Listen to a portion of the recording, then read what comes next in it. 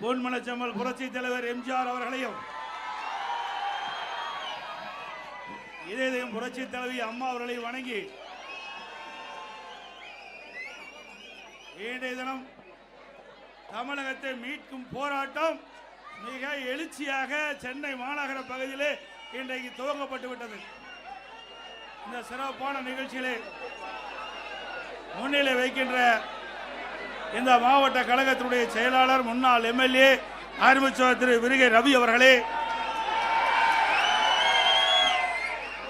இந்த போராட்ட நிகழ்ச்சிகளை கலந்து கொண்டு சிறப்பித்துக் கொண்டிருக்கின்ற அனைத்து இந்திய அண்ணா திராவிட முன்னேற்ற கழகத்தைச் சேர்ந்த தலைமை கழக நிர்வாகிகளே, மாவட்ட கழக செயலாளர்களே, பாரதிய ஜனதா கட்சியினுடைய தலைமை பொறுப்பாளர்களே, பாட்டாளி மக்கள் கட்சியைச் சேர்ந்த தலைமை பொறுப்பாளர்களே, அம்மா மக்கள் முன்னேற்ற கழகத்தைச் சேர்ந்த தலைமை பொறுப்பாளர்களே, தமிழ் மாநில காங்கிரஸ் கட்சியைச் சேர்ந்த மாநில பொறுப்பாளர்களே, ஐஜேகே கட்சியைச் சேர்ந்த மாநில பொறுப்பாளர்களே, புதிய நீதி கட்சியைச் சேர்ந்த மாநில பொறுப்பாளர்களே, புரட்சி பாரத கட்சியைச் சேர்ந்த மாநில பொறுப்பாளர்களே, தமிழக மக்கள் முன்னேற்ற கழகத்தைச் சேர்ந்த மாநில பொறுப்பாளர்களே, பெருந்தலைவர் மக்கள் கட்சியைச் சேர்ந்த மாநில பொறுப்பாளர்களே, இந்திய உழவர் உழைப்பாளர் கட்சியைச் சேர்ந்த மாநில பொறுப்பாளர்களே மற்றும் இந்த ஆர்ப்பாட்ட நிகழ்ச்சியிலே கலந்து கொண்டு சிறப்பித்துக் கொண்டிருக்கின்ற தேசிய ஜனநாயக கூட்டணியில் அங்கமிக்கின்ற கட்சியினுடைய மாநில பொறுப்பாளர்களே, இந்த நிகழ்ச்சியில் பங்கு பெற்றிருக்கின்ற முன்னாள் நாடாளுமன்ற சட்டமன்ற உறுப்பினர்களே, கழகத்திலே பல்வேறு பொறுப்புகளை வைக்கின்ற நிர்வாகிகளே மற்றும் கழக தொண்டர்களே, கழக உடன்பிறப்புகளே, தேசிய ஜனநாயக கூட்டணியில் அங்கமிக்கின்ற கட்சியினுடைய நிர்வாகிகளே, தொண்டர்களே, பெரியோர்களே, தாய்மார்களே, ஊடக நண்பர்களே, பத்திரிகை நண்பர்களே, அத்தனை பேருக்கும் என்னுடைய முதற்கண் நன்றி கலந்த வணக்கம். இன்றைய தினம் திராவிட முன்னேற்ற கழகம் ஆட்சி பொறுப்பேற்று 5 ஆண்டு காலம் ஆகிவிட்டது. இந்த 5 ஆண்டு காலத்திலே தமிழக மக்கள் பட்ட துன்பங்கள் ஏராளம். இன்றைக்கு ஒவ்வொரு நாளும் மக்கள் படுகின்ற துன்பம், இந்த ஆட்சியாளர் அதை பற்றி கவலைப்படாமல் மக்கள் எக்கேடுகிட்டு போனாலும் பரவாயில்லை, தன் குடும்பம் மட்டும் செழித்து வளர்ந்தால் போதும் என்ற நிலையிலே இருக்கின்ற முதலமைச்சர் இன்றைக்கு இந்த நாட்டை ஆண்டு கொண்டிருந்தார். இன்றைக்கு மக்களுக்கு விடுவி காலம் பிறக்கின்ற காலம் வந்துவிட்டது.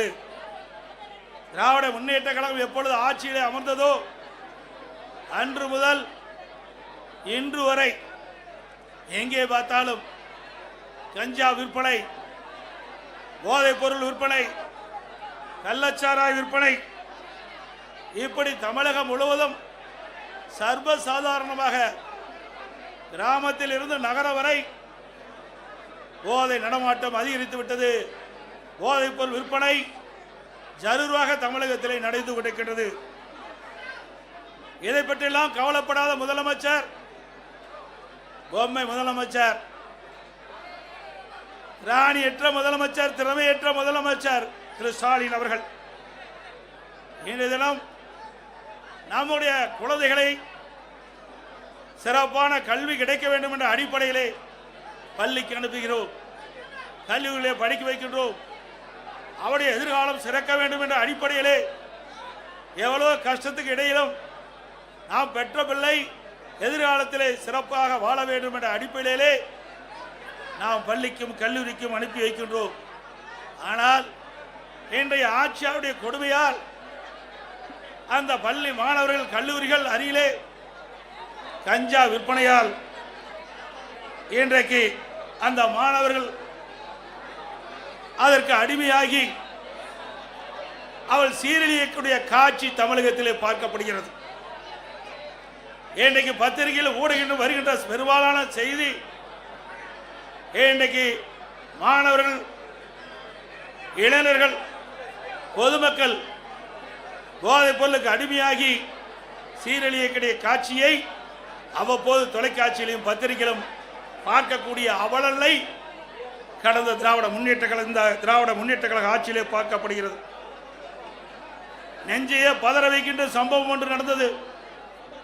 திருநெல்வேலியிலே 9ஆம் வகுப்பு படிக்கின்ற மாணவிகள் பள்ளியிலே மது அருந்தக்கூடிய காட்சி எவ்வளவு வேதனையாக ஒரு சம்பவம் என்பதை நாம் எண்ணி பார்க்க வேண்டும்.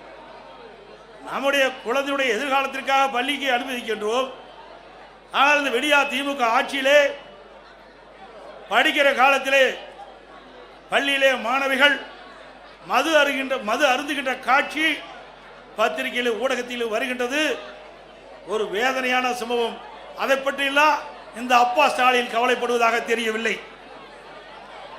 இன்றைக்கு தமிழகத்தில் உளவுத்துறை இருக்கின்றதா என்று மக்கள் கேட்கின்ற நிலைக்கு உளவுத்துறையுடைய செயல்பாடு செயலிழந்து இருக்கின்றது. இப்படிப்பட்ட சம்பவங்கள் நடைபெறுகின்ற பொழுது, போதைப் பொருள் விற்பனை அதிகரிக்கின்ற பொழுது அரசுக்கு உரிய முறையிலே தெரிவித்து அந்த உளவுத்துறை செயல்பட்டு இருக்க வேண்டும். ஆனால் தமிழகத்தில் இருக்கின்ற உளவுத்துறை திரு கருணாநிதி குடும்பத்திற்கு, ஸ்டாலின் குடும்பத்திற்கு ஏவல் செய்கின்ற உளவுத்துறையாகத்தான் பார்க்கப்படுகிறது. இன்றைக்கு போதை ஆசாமிகள் அவர்களை பிடிக்க செல்கின்ற காவலர்களை கண்மூடித்தனமாக தாக்கின்றார்கள். காவலருக்கே இந்த ஆட்சியில் பாதுகாப்பு இல்லாத ஒரு சூழ்நிலை விடியா திமுக ஆட்சியில் தான் பார்க்கப்படுகிறது. சில இடத்திலே அந்த போதை ஆசாமிகளால் கைது செய்ய முற்படுகின்ற பொழுது கத்தி காட்டி காவலர்களை மிரட்டுகின்ற காட்சி நாம் பத்திரிகையிலும் ஊடகத்திலும் பார்க்கக்கூடிய அவலங்களை தமிழகத்தில் இன்றைக்கு நிலவிக் கொண்டிருக்கின்றது. இன்றைக்கு பயிரை காப்பது வேலி, மக்களை காப்பது காவல்துறை. அந்த மக்களுக்கே பாதுகாப்பு இல்லாத ஒரு சூழ்நிலை தமிழகத்திலே நிலவிக் கொண்டிருக்கின்றது. அப்படிப்பட்ட அவல ஆட்சிதான் இன்றைக்கு தமிழகத்திலே நடந்து கொண்டிருக்கின்றது. இன்றைக்கு சென்னை மாநகரம் பட்டம் பகலிலே ஒரு அரசியல் கட்சி தலைவர் ஆம்ஸ்ட்ராங் வெட்டி படுகொலை செய்யப்படுகிறார். இன்று வரை உண்மையான குற்றவாளியை கண்டுபிடிக்க முடியவில்லை. அதே போல திராவிட முன்னேற்ற கழகத்திலே கூட்டணியில் அங்க வைக்கின்ற காங்கிரஸ் கட்சியினுடைய திருநெல்வேலி காங்கிரஸ் கட்சியுடைய மாவட்ட தலைவர் திரு ஜெயக்குமார் அவர்கள் வெட்டி சாக்கப்படுகிறார். அவர் எரித்து கொலை செய்யப்படுகிறார். அந்த கொலை குற்றவாளிகளும் இதுவரை கண்டுபிடிக்க முடியவில்லை. இன்றைக்கு ஒரு 15 நாட்களுக்கு முன்பு நாங்குநேரில் இருசக்கர வாகனத்தில் போதை ஆசாமிகள் சாலையிலே சென்று கொண்டிருந்தவர்களை வெட்டி சாக்கின்றார்கள். அதில் 2 பேர் படுகொலை செய்யப்படுகிறார்.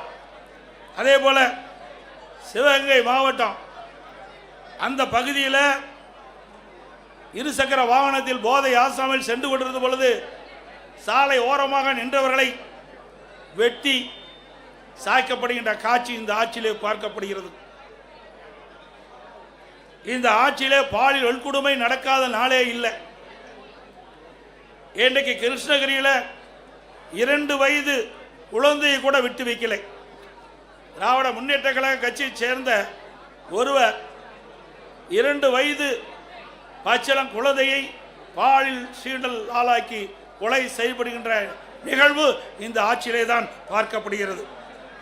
நாமக்கல் மாவட்டம் குமராபாளையத்தில் வீதியிலே விளையாடி கொண்டிருந்த 9 வயது சிறுமியை ஒரு காம கொடுகிறன் அந்த சிறுமியை அழைத்து சென்று பாலியல் வன்கொடுமை செய்யப்பட்ட காட்சி தொலைக்காட்சியிலே நாம் பார்த்தோம்.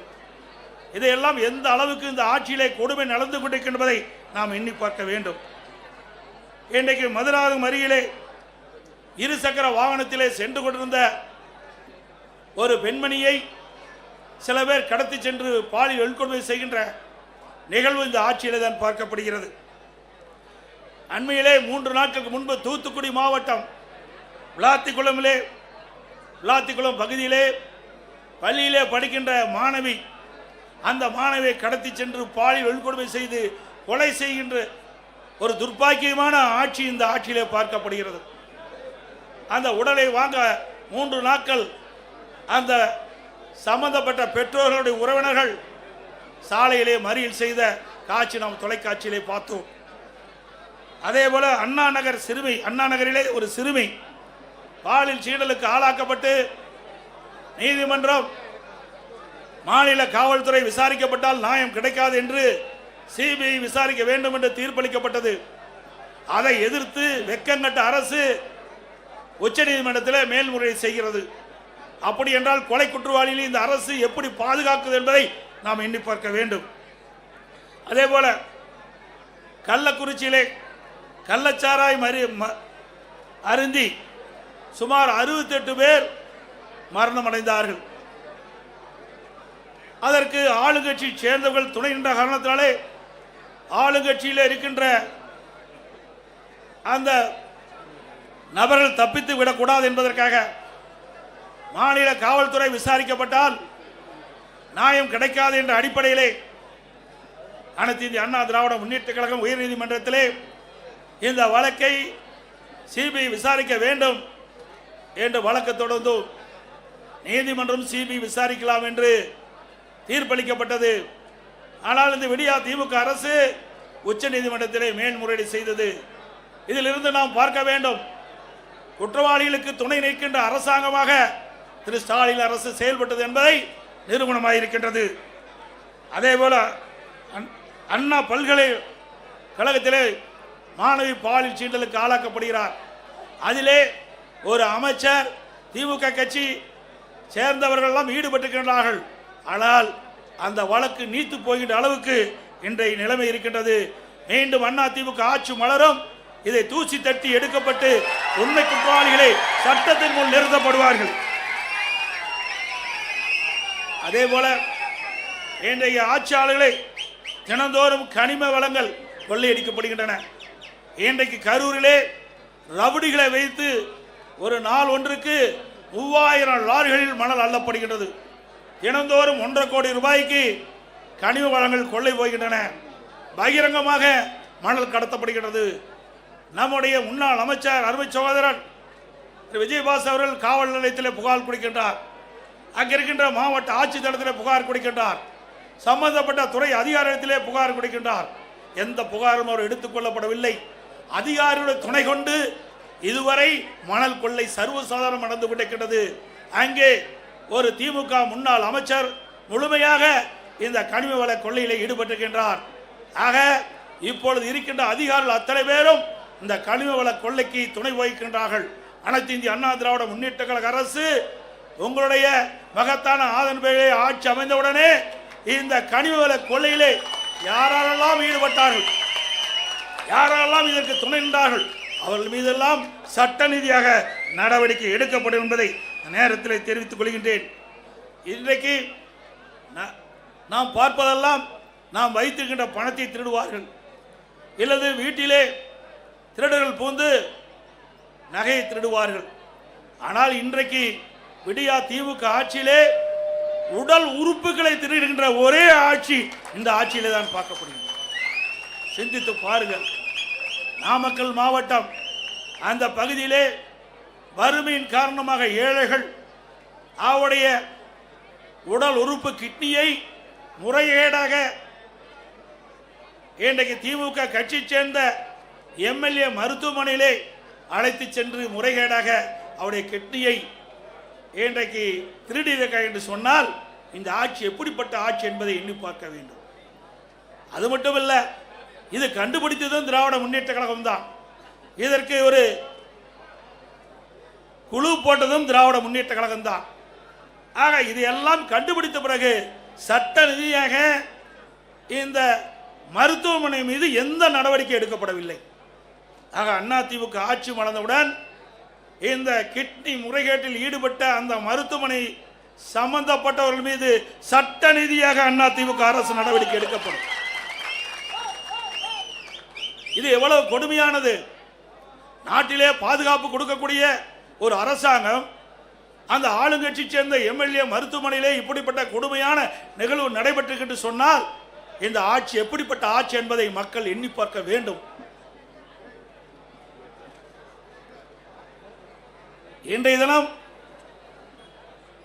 அமைச்சரவையில் இடம்பெற்றிருக்கின்ற ஒரு துறை நகர்ப்புற வளர்ச்சித்துறை, குடிநீர் வழங்கத்துறை. அந்த துறையிலே அமலாக்கத்துறை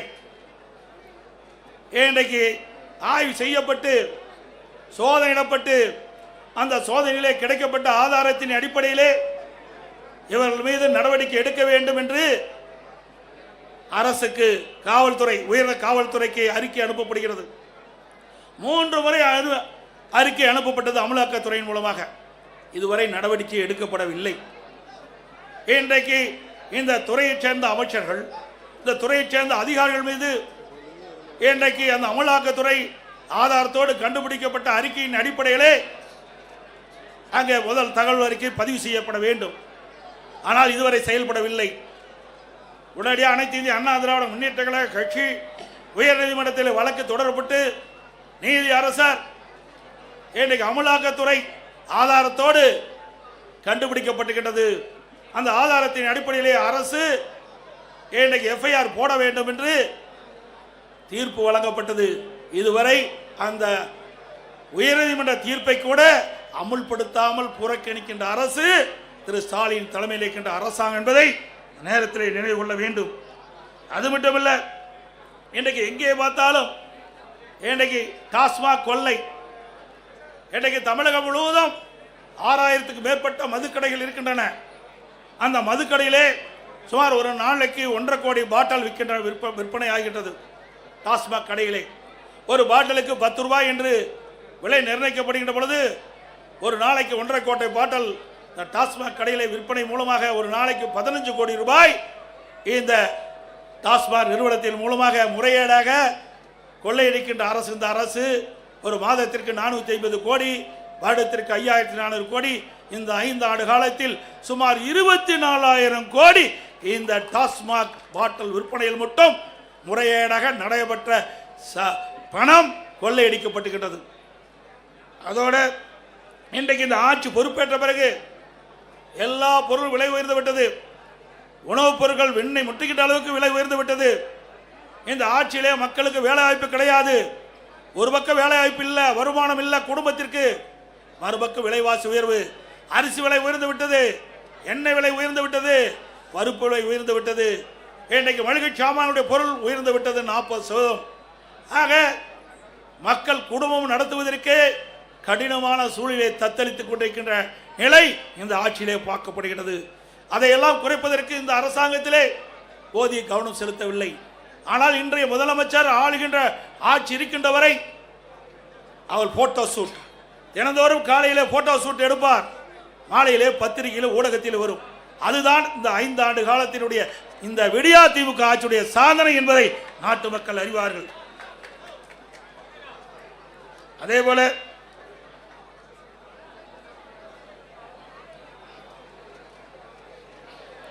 இந்த ஆட்சி பொறுப்பேற்ற பிறகு மின் கட்டணம் பல மடங்கு உயர்ந்து விட்டது.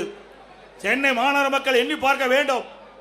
அனைத்து இந்திய அண்ணா திராவிட முன்னேற்ற கழக ஆட்சியில் இருந்த மின் கட்டணத்தை விட திராவிட முன்னேற்ற கழகம் ஆட்சிக்கு வருவது பன்மடங்கு மின் கட்டணத்தை அதிகரித்திருக்கின்றது. அண்ணா திமுக ஆட்சியிலே 1000 ரூபாய் மின் கட்டணம் செலுத்துவோர் என்றால் இப்பொழுது 2500 ரூபாய் மின் கட்டணம் செலுத்த வேண்டிய சூழ்நிலை ஏற்பட்டிருக்கிறது. சுமார் 67% மின் கட்டண உயர்வு. கடைகளுக்கு பீக் ஹவரில் டபுள் சார்ஜ் மின் கட்டண உயர்வு. ஆண்டுக்கு 5% மின் கட்டண உயர்வு என்று அறிவிக்கப்பட்டு இந்த அரசு மக்களை வாட்டி வதைக்கின்றது. அதே போல வீட்டு வரி 100% உயர்த்தப்பட்டு விட்டது. இன்றைக்கு 1000 ரூபாய் வீட்டு வரி செலுத்துகின்றவள் இன்றைக்கு 2000 ரூபாய் வீட்டு வரி செலுத்த வேண்டும் மாநகர பகுதியிலே. அதோட கடைக்கு அண்ணா திமுக ஆட்சியிலே 1000 ரூபாய் நீங்கள் கடை வரி செலுத்த வேண்டும் இருந்தால் இப்பொழுது 2500 ரூபாய் கடைக்கு வரி செலுத்த வேண்டும். அது மட்டும் இல்லாமல் ஆண்டுக்கு 6% இந்த வரிகள் உயர்த்தப்படுகின்றன. இதனால் மக்கள் மீது மிகப்பெரிய வரி சுமையை சுமத்திய அரசாங்கம் திரு ஸ்டாலின் அரசாங்கம் என்பதை நேரத்தில் தெரிவிக்க விரும்புகின்றேன். அதே போல கட்டிடம் கட்டுகின்ற அனுமதி கிட்டத்தட்ட பன்மடங்கு உயர்த்தப்பட்டுகின்றது, 2 மடங்கு உயர்த்தப்பட்டுகின்றது. 1000 சதுரடி கட்ட வேண்டும் என்று சொன்னால் அண்ணா திமுக ஆட்சியில் இருந்தது விட இப்பொழுது இருக்கின்ற விடியா திமுக ஆட்சியில் பிளான் அப்ரூவ்டுக்கு மாநகராட்சி பகுதியில் 3 மடங்கு அதிக கட்டணம் வசூல் செய்யப்படுகிறது. அதே போல கட்டுமான பொருட்கள் சிந்திக்க வேண்டும், கடுமையாக உயர்ந்து விட்டது. திராவிட முன்னேற்ற கழக தேர்தல் அறிக்கையிலே குறிப்பிட்டிருந்தார்கள் கட்டுமான பொருட்கள் விலை ஏறுகின்ற பொழுது அதை அத்தியாவசிய பட்டியலில் சேர்க்கப்பட்டு விலை கட்டுப்பாட்டுகள் கொண்டு வரப்படும் என்று நான் சட்டமன்றத்திலே இன்றைக்கு அந்த துறையுடைய அமைச்சரை கேட்டேன். நீங்கள் இப்பொழுது கட்டுமான பொருட்கள் விலை உயர்ந்து விட்டது, நீங்கள் கூறியவாறு நீங்கள் அறிவித்தவாறு கட்டுமான பொருட்கள் விலை உயர்கின்ற பொழுது தேர்தல் அறிக்கையிலே குறிப்பிட்டீர்களே அத்தியாவசிய பட்டியலில் இதை சேர்க்க வேண்டும் என்று குறிப்பிட்டேன். பதிலே இல்லை. இன்னைக்கு சிந்தித்து பார்க்க வேண்டும். கட்டுமான பொருட்கள் கட்டுக்கடங்காத விலையாக உயர்ந்து விட்டது. கம்பி டன் 40,000 ரூபாய்க்கு அண்ணா திமுக ஆட்சி, இன்னைக்கு 60,000 ரூபாய்க்கு விற்கிது. சிமெண்ட் ஒரு மூட்டை அண்ணா திமுக ஆட்சியில் 240, இன்னைக்கு 340 ரூபா. அதுபோல எம்சாண்ட் 3000 ரூபாய்க்கு விற்ற எம்சாண்ட் 5500 ரூபா. ஜல்லி ஒரு யூனிட் 2000 ரூபாய்க்கு விற்றது, இன்றைய தினம் 6000 ரூபாய்க்கு விற்கிறது. இப்படி பன்மடங்கு கட்டுமான பொருட்களுடைய விலை உயர்ந்தனால கட்டுமான தொழில் கடுமையாக பாதிக்கப்பட்டது. லட்சக்கணக்கான தொழிலாளர்கள் பாதிக்கப்பட்டார்கள். இன்றைக்கு வீடு கட்டுகின்றவர்கள் மிகுந்த வேதனைக்கு உட்பட்ட நிலை இன்றைக்கு உருவாக்குகிறது. அது மட்டுமல்ல, ஸ்டாலின் எப்பொழுது பார்த்தாலும் சொல்லுகிறார் இந்தியாவிலேயே முதல் மாநிலம் தமிழ்நாடு என்று சொல்லுகிறார். எதில் முதல் மாநிலம்? கடன் வாங்குவதிலே முதல் மாநிலம் தமிழ்நாடு. அத்தனை பேரும் கடன்காரனா ஆக்குனது திமுக ஆட்சியில, மறந்துவிடக்கூடாது. இந்த கடனெல்லாம் நாம் தாம் அடைக்க வேண்டிய சூழ்நிலைக்கு தள்ளப்பட்டிருக்கும் என்பதையும் எண்ணி பார்க்க வேண்டும். அதோடு இன்றைக்கு திராவிட முன்னேற்ற கழக ஆட்சி அமைந்த பிறகு 2026 மொத்த கொலைகள் 110 கொலைகள் இந்த ஆண்டு மட்டும் நடந்திருக்குது. பிப்ரவரி 2026 மொத்த கொலைகள் எண்ணிக்கை 84, மார்ச் 17 எண்ணிக்கை 52. கடந்த 75 நாட்களில் நடந்த மொத்த கொலை எண்ணிக்கை 246 கொலைகள் நடக்குது. கொலைகள் நடக்காத நாளே இல்லை. இந்த ஆட்சி பொறுப்பேற்றது மக்களுக்கு பாதுகாப்பு இல்லை, இன்றைக்கு சிறுமிகளுக்கு பாதுகாப்பு இல்லை, பெண்களுக்கு பாதுகாப்பு இல்லை, ஒட்டுமொத்த தமிழ்நாட்டு மக்களுக்கே பாதுகாப்பு இல்லாத ஒரு சூழ்நிலை நிறைந்த மாநிலம் தமிழ்நாடு. இன்றைக்கு கடந்த ஒரு இடத்தில் நடந்த கொலைகள் எண்ணிக்கை மட்டும் 1408. இதை அதிகாரிகளை வைத்து இன்றைக்கு பேட்டி கொடுக்குறாங்க. ஏன் ஆட்சியாளர்கள் பேட்டி கொடுக்க முன் வரல? ஏன்னா அவ்வளவு பிரச்சனை இந்த ஆட்சியில் இருக்கின்ற காரணத்தினால அவர்களால் முன் வந்து இந்த செய்தியை மக்களிடத்தில் தைரியமாக சொல்ல முடியாத ஒரு அவல ஆட்சி திமுக பார்க்கப்படுகிறது என்பது நேரத்தில் தெரிவிக்க விரும்புகின்றேன். அது மட்டுமல்ல, இன்றைக்கு லாக்அப் மரணம் சிந்திச்சு பாருங்க. சிவகங்கை மாவட்டம் கோயில் காவலாளி அஜித்குமார் ஒரு திருட்டு வழக்கில் வேண்டுமென்றே திட்டமிட்டு அவர் மீது வழக்கு பதிவு செய்யப்பட்டு அவர் கஸ்டடியிலே கொலை செய்யப்பட்டுகின்ற நிகழ்வு இந்த ஆட்சியிலே பார்க்கப்படுகிறது. ஆகாஷ் லாக்அப் மாறணும், அவர்களும் இன்றைய நிலையில் இந்த ஆட்சியாளர் கொடுமையால் இன்றைக்கு அந்த உயிரை நாம் இழந்திருக்கின்றோம். இன்றைக்கு திராவிட முன்னேற்ற கழகம் 2021 சட்டமன்ற பொதுத் தேர்தலில் சுமார் 525 அறிவிப்புகள் வெளியிட்டாங்க. 4% அறிவிப்புகள் கூட 4/1 அறிவிப்பு கூட இதுவரைக்கும் நிறைவேற்றப்படவில்லை. அத்தனையும் பொய். இன்றைக்கு ஸ்டாலின் சட்டமன்றத்திலும் இன்றைக்கு ஊடகத்திலும் அவர் பேசுகின்ற பொழுது, கருத்துக்களை சொல்லுகின்ற பொழுது திராவிட முன்னேற்ற கழகம் 98% அறிவிப்புகள் நிறைவேற்றப்பட்டதாக ஒரு பச்சை பொய்யை இன்னைக்கு மக்களிடத்திலே சொல்லிக் கொண்டிருக்கின்றார். அத்தனையும் பொய்.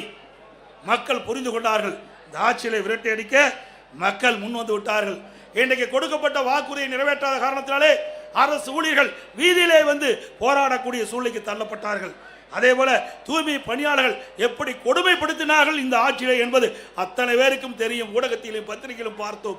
அப்படி தூய்மை பணியாளர்களையும் கொடுமைப்படுத்திய அரசாங்கம் விடியா திமுக அரசும். அதே போல கொடுக்கப்பட்ட வாக்குறுதியை நிறைவேற்ற வேண்டும் என்று பகுதி நேர ஆசிரியர்கள், சத்துணவு அமைப்பாளர்கள் வீதியிலே வந்து போராடுகின்ற நிலை இந்த ஆட்சியிலே பார்க்கப்பட்டது என்ற செய்தி இந்த நேரத்தில் தெரிவித்து, இன்றைக்கு இவ்வளவு பிரச்சனைக்கு காரணம் சட்ட ஒழுங்கு நிரந்தர டிஜிபி நியமிக்கல. கிட்டத்தட்ட 9 மாத காலமாக நீதிமன்றம் குறிப்பிட்டு கூட இன்னும் தமிழகத்தில் ஒரு நிரந்தர சட்ட ஒழுங்கு டிஜிபியை நியமிக்க முடியாத ஒரு திராணற்ற அரசு விடியா திமுக அரசாங்கம் என்பதை நேரத்தில் தெரிவித்து, இனியாவது பத்திரிகையாளர் ஊடக நண்பர்களும் தகிரியமா செய்தி போடுங்க. இத்தனை நாள் பயந்து இருந்தது போதும்.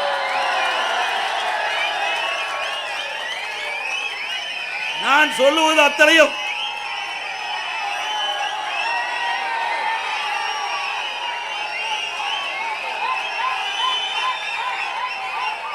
நான் இதுவரைக்கும் சொன்ன செய்திகள் அத்தனையும் பத்திரிகையிலும் ஊடகத்திலும் வந்தவை, நாங்களாக தெரிவித்து சொல்லவில்லை.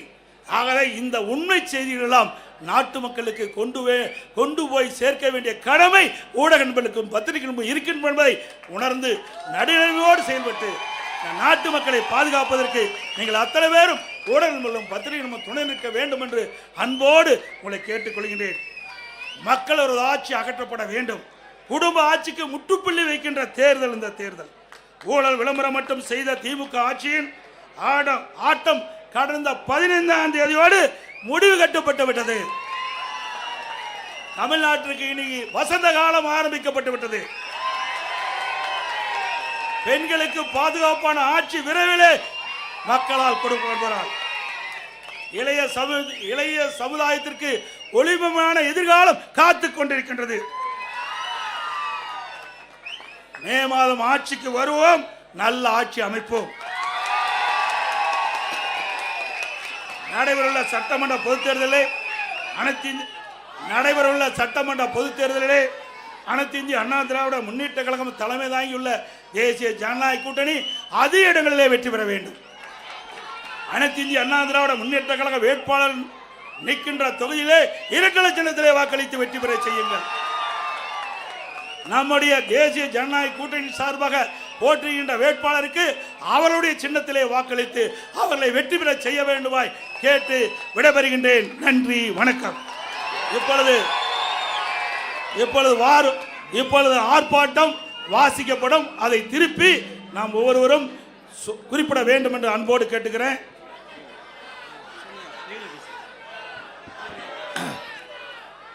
கண்டிக்கின்றோம் கண்டிக்கின்றோம் ஸ்டாலின் அரசை கண்டிக்கின்றோம். ஸ்டாலின் அரசை கண்டிக்கின்றோம். விடியா திமுக அரசை கண்டிக்கின்றோம் கண்டிக்கின்றோம் கண்டிக்கின்றோம் கண்டிக்கின்றோம். பொம்மை முதலமைச்சரை கண்டிக்கின்றோம் கண்டிக்கின்றோம். 8 திக்கும் போதைப் பொருட்கள் புழக்கம் கட்டுப்படுத்த முடியாத